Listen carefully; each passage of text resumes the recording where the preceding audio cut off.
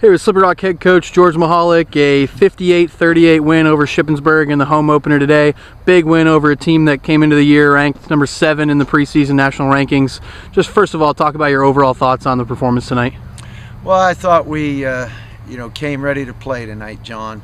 The offense, first couple drives, putting the ball in the end zone. Defense did a great job getting pressure on their quarterback and forcing some punts, and it was just about a near perfect first half. And you mentioned the near perfect first half, 44-10 the halftime score. Came out, put up 44 points in the first half. Offense was clicking on all cylinders really. Nigel looked phenomenal. The receivers were making big plays. Talk about the big play potential. He had a 61-yard touchdown and a 70-yard touchdown in the first half. Well, we have a lot of offensive talent, a lot of weapons. We have numerous receivers that can make some big plays. John Shadman, Ken Amos, Jameer Dutrell. Running backs, you saw Shamar Green take off on a long touchdown run for the first score.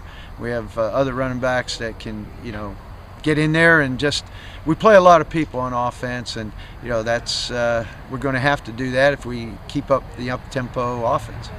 And you put up over 500 yards of offense today, over 600 in the first game. You're almost at 1,200 yards of offense through 2 games. Talk a little bit about the up-tempo offense and what you guys have been able to do in putting up more than 50 points in the first 2 games here. Well, I think it goes to the fact that our offensive players have really bought into the system. They feed off of that tempo. Our offensive linemen enjoy that tempo. And I like the balance that we're having as well. We're able to run the football and pass the football. We're just not one-dimensional. And the final score today, maybe not so indicative of the dominance Slippery Rock really put forward. Had a couple interceptions that could have been caught in the end zone that turned into points for them after they weren't made. Had some 4th down pass interferences on some what would have been turnover on downs for them. Talk a little bit about the defense, particularly in the third quarter. Came out a little bit slow in the second half. Well, I think our entire team did. Shippensburg, to their credit, they came out and they didn't go away. They didn't quit. They put some points up, 21 unanswered points in the third quarter. Our offense didn't really make anything happen. So it was an overall team let down. But the positive was in the fourth quarter, we got back to getting pressure on a quarterback, and the offense putting in some scores in the end zone. So the third quarter was a letdown for us, but we recovered enough time to hold on and win this game.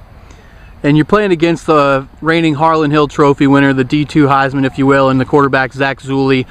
You got after him. The defense really put a couple hard hits on him in the first half, threw him off his game. He ended up with 340 yards, a lot of that in garbage time there at the end of the game. Talk about the way the defense attacked the reigning Harlan Hill winner. Well, first of all, you're not going to shut Zach Zulli out. He's a tremendous athlete and a player, and but I really did like our front four. They played a tremendous game tonight, getting pressure, and even maybe when we didn't sack him, we rushed some of his throws. And I thought, they took the challenge. We challenged them to get pressure and allow us to play some coverage in behind. And special teams got on the board tonight as well. You had a block punt from Calvin Anderson, returned for a score in the second half or in the second quarter. Talk about the special teams play a little bit tonight. Well, anytime you can get a touchdown from your special teams, that's just a bonus. We did. It was a great play before the half to get another touchdown on the board. But then we left a punt return against us for a touchdown. So we have to shore that up and make sure that special teams is always a plus for us.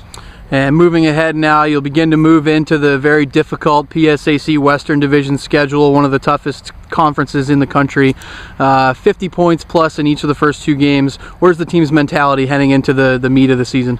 Well, obviously I think we're going to have confidence as we start the PSAC West, and we know that every week you better be ready to play.